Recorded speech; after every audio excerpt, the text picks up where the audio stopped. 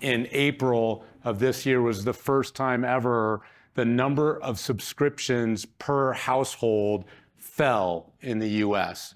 It fell to, I think, 2.7. So you just talked about where the profit pool used to be with cable companies. Streamers come in, cable cutting occurred, that crushed some of their profits. Is the same thing not just going to happen with churn or loss of customers to the streaming platforms themselves? Yeah, so churn is the biggest problem for streaming.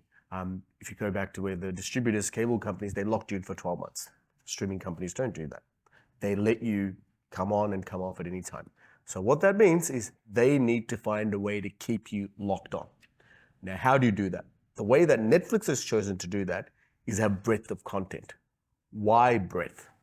Because when you get a Netflix subscription, it's not just for you, it's for everyone else in your household, and everyone will have a different taste.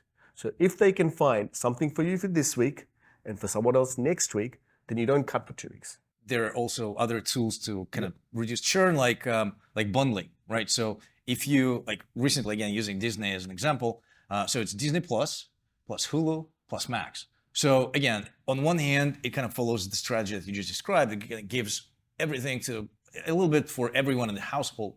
On the other hand, it also offers you the opportunity to kind of cross-pollinate those different platforms and different pieces of content. And I actually think live sports is also a very interesting, unique content because you can't binge watch it. Like it has to be, like you watch it now in half an hour, it has zero value. Second of all, there's this simultaneity, like this content is consumed at the very same time by all the fans and followers. And that also creates another opportunity to monetize it by advertising and some really differentiated advertising like Super Bowl ads, which have the value of its own. I mean, that's an important point because it's not just one way that breadth. You can also do it through bundling and all these other strategies. But think about it. The only way you can do either one of those is if you have scale. Right. If you don't have scale, you'll be stuck with a suboptimal content library, suboptimal package versus everyone else. So what that means is that the churn rate for the biggest firms will be smaller, and the churn rate for the smaller ones will be higher. The churn rate, I think there's a number out there that it costs $200 per person to acquire a new customer.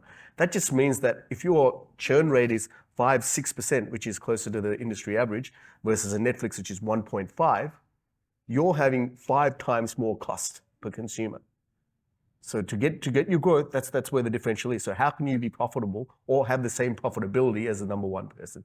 So to me, that scale not only plays through from that perspective, it's also the major headwind to the industry, which is churn, is also solvable.